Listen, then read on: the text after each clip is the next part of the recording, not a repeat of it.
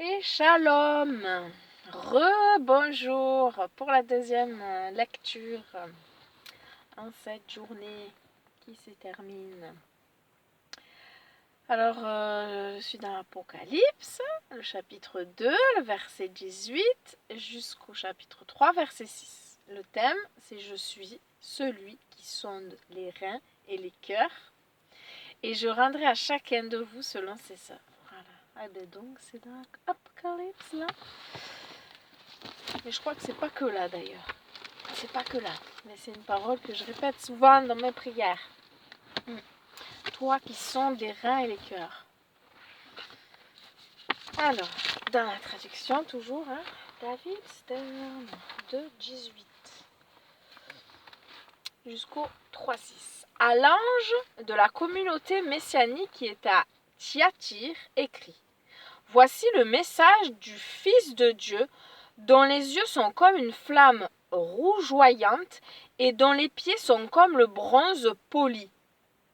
Je connais tes œuvres, ton amour, ta confiance, ton dévouement et ta persévérance. Et je sais aussi que tes dernières œuvres surpassent les premières. Cependant, j'ai ce reproche à te faire. Tu continues à tolérer cette femme. On a l'habitude de dire Jézabel. Là, il y a marqué Isével. Celle qui prétend être une prophétesse, mais qui enseigne et trompe mes serviteurs pour qu'ils tombent dans l'immoralité sexuelle et qu'ils mangent des nourritures qui ont été sacrifiées aux idoles. Je lui ai donné du temps pour qu'elle se détourne de son péché, mais elle ne veut pas se repentir de son immoralité. C'est pourquoi je la jette sur un lit de malade. Et ceux qui ont commis l'adultère avec elle, je les jette dans une grande épreuve, à moins qu'ils ne se détournent des péchés qu'elle leur inspire, et je frapperai ces enfants de mort. Ainsi, toutes les communautés messianiques sauront que je suis celui qui sonde les pensées et les cœurs, et je donnerai à chacun selon le mérite de ses œuvres. Mais à tous les autres, à Thyatire,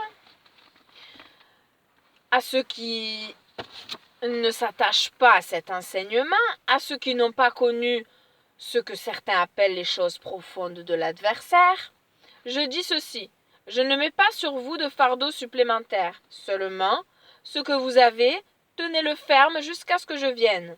À celui qui remporte la victoire et qui fait ma volonté jusqu'au but final, je lui donnerai autorité sur les nations.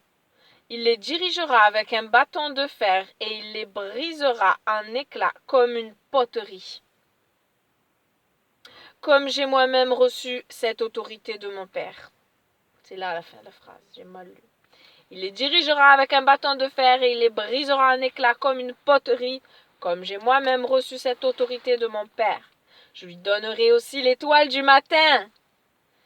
Que ceux qui ont des oreilles entendent ce que l'Esprit dit aux communautés messianiques. Jusqu'au 3,6, j'ai dit oui. À l'ange de la communauté messianique qui est à Sardes, écrit: Voici le message de celui qui a les 7 esprits de Dieu et les 7 étoiles. Je connais tes œuvres. Tu as la réputation d'être vivant alors que tu es mort. Réveille-toi et affermis ce qui te reste avant que cela ne meure également. Car j'ai trouvé que tes œuvres sont inaccomplies aux yeux de mon Dieu. Rappelle-toi donc ce que tu as reçu et entendu. Sois obéissant, et détourne-toi de ton péché. Amen. Car si tu ne te réveilles pas, je viendrai comme un voleur sans que tu saches à quelle heure je viendrai sur toi. Cependant, tu as quelques personnes à Sardes qui n'ont pas souillé leurs vêtements. Ils marcheront avec moi, vêtus de blanc, car ils en sont dignes. Celui qui remporte la victoire sera comme eux, vêtu de blanc, et je n'effacerai pas son nom du livre de vie, mais je le raconterai devant mon Père et devant les anges. Que ceux qui ont des oreilles entendent ce que l'Esprit dit aux assemblées messianiques. Amen. Que me montre Yahusha au sujet de mes pensées et de mes dispositions de cœur? Comment m'appelle-t-il à changer et à grandir? Que chacun médite. Oh Seigneur, combien je prie que tu nous aides. Oui, toi qui sens les reins et les cœurs. Toi qui nous connais mieux que personne. Toi qui nous as aimés le premier. Toi qui nous as tout donné. Nous avons en toi la vie en abondance. Nous connaissons ta parole. Nous savons ce que tu veux. Alors, obéissons, détournons-nous de nos péchés, choisissons de pratiquer la justice, choisissons d'être des enfants obéissants, d'être des hommes mûrs face au péché qui savent dire non, assujettir son corps à la volonté. Merci de nous donner ce vouloir et ce faire, Seigneur. Et éclaire chacun de nous sur ce qu'il ne voit pas encore. Convainc de péché, convainc de jugement. Merci pour ta patience qui est notre salut. Merci pour ta parole encore, voilà. Je prie que ta parole elle soit donnée, qu'elle soit lue, qu'elle soit méditée, qu'elle soit pratiquée. Et que chacun de nous puisse annoncer cette bonne nouvelle que oui, tous sont péchés. Sont privés de la gloire de Dieu, mais alléluia, le Messie est venu afin que quiconque croit en lui ne périsse pas, mais ait la vie éternelle.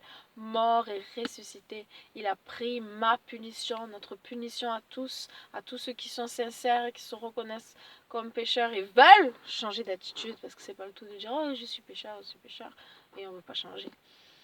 La disposition du cœur, avoir envie d'un nouveau départ, parce que nous ne naissons pas